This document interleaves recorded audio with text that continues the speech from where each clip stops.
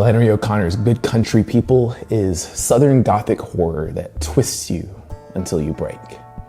It reads like a waking nightmare. And in this analysis, we're exploring how the themes and settings and characters written in 1955 have strong relevance to today and how we think. If you haven't already read the story, you don't have to. You can just watch it. Did a performance with it live with synthesizers, and you can look at it right up there. So you watched it? Good. Let's go ahead and recap. The intro is a slightly haunted dream that doesn't quite go all the way into nightmare territory. It swings between talks of black, receding eyes and spiritual disassociation into mundane back and forth between Mrs. Freeman and Mrs. Hopewell. And yes, their names were that on the nose, and we actually see a lot of that within this story. The platitudes that they exchange. You know, you're the wheel behind the wheel. And takes all kinds to make the world. Carry a weirdly dark energy within this atmosphere. We then meet Joy, Mrs. Hopewell's 32-year-old PhD-wielding daughter. Joy, with her towering academic achievements, resents being stuck on her mother's farm in the rural Southeast. And she's harbored this hatred ever since when she was 10 years old, some unnamed person shot off her leg in a hunting accident. As a result, she has fully embraced nihilism. Mrs. Hopewell discovers one of her textbooks explaining this fact and discussing nihilism, and it deeply disturbs and sickens her. Science, on the other hand, has to assert its soberness and seriousness afresh and declare that it is concerned only with what is, nothing. How can it be for science anything but a horror and a phantasm?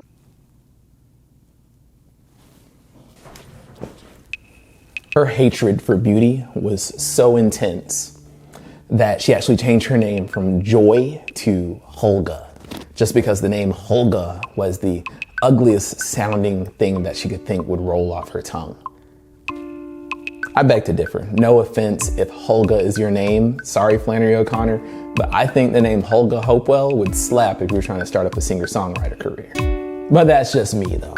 So, these three archetypes, Holga, Mrs. Freeman, and Mrs. Hopewell, are sitting at the dinner table about to enjoy a time together full of more platitudes from one end of the table and more vitriol from another end of the table, when Manly Pointer enters the fray.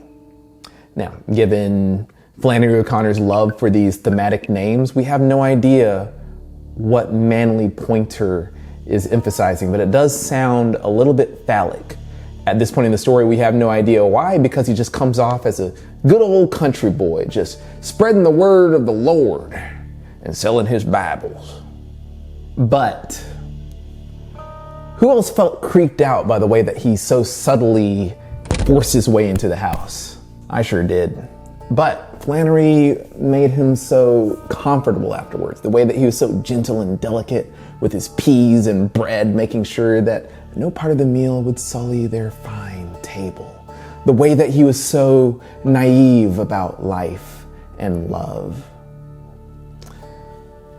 I think I felt the same way that Holga felt about him. Not necessarily in the attraction, not my type, but in the feeling that he was so innocent, so ignorant, that there was just so much education needed, so like that she was so far above him that she could let herself go, let herself be, and not have to worry about the typical things and manipulations that other people would do.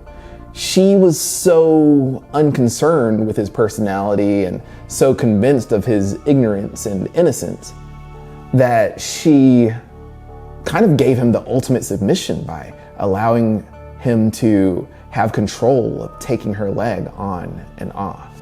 Holga was imagining her future with this young, mysterious Bible salesman. She was thinking that she would run away with him, and that every night he would take the leg off and every morning put it back on again. And in that moment, in that very same moment, he took her leg and placed it out of reach. He revealed that his Bible was simply a carrying case for whiskey, a pack of pornographic cards, and a condom. And then he began forcing himself on her.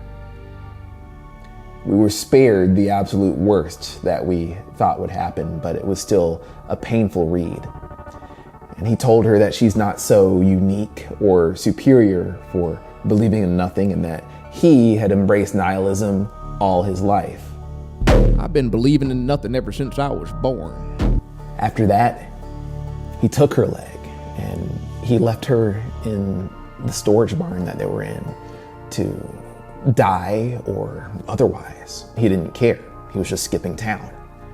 And while he was skipping town, Mrs. Freeman saw, and she made a racist remark about black people, then remarked that she could never be as much a simpleton as old Manly Pointer, unaware of the deed that he had just done. So that's the story, that's the atmosphere, but how did it hit? What did it all mean? What was it for? When you dig into Flannery O'Connor's past, you know that she was a devout Catholic until the day that she died. Codex Cantina has a video on this story that covers that extensively, and also covers how the story is a demonstration, is how Flannery O'Connor wanted to demonstrate the failings of multiple types of nihilism, the moral failings or just the situational failings that you saw on both sides. Watch their video to get in-depth analysis on that, but where I wanted to focus was how this story hit me and the other folks in the Musique Macabre horde as we went through it. As of the time that I'm filming this, we're modern readers in modern times. So let's examine how these themes hit and have relevance and context in a modern setting. Amorphous tension. There is a rule called Chekhov's gun, where you never show a gun in Act 1 that isn't fired in Acts 2 or 3. Tension, resolution. I thought that tensions such as Manly Pointer's creepy intro, the supernatural elements that were involved in the beginning of the story, the marriage and pregnancy conversation that happened towards the middle of the story, I thought that they would find some sort of resolution in the story, but it didn't happen. These threats and threads left me confused about who to trust and who not to trust, who to believe. Mrs. Freeman with her receding black eyes, Manly Pointer with his good old boy Southern charm, or Hulga with all her rage and savvy.